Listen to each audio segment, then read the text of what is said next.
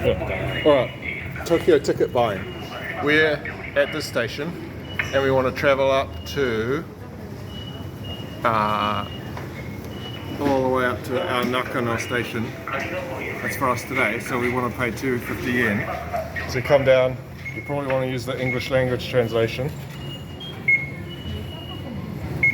All fare information will be displayed in English. Yeah. Then you use the adult For adult or or two children or whatever. Yeah, with 3 adults, right? Purchase ticket. Yep, choose what we want. Easy. Put coins in. Oddly, these cash registers actually recognise the dollars quite well. Easy. And the tickets you put in the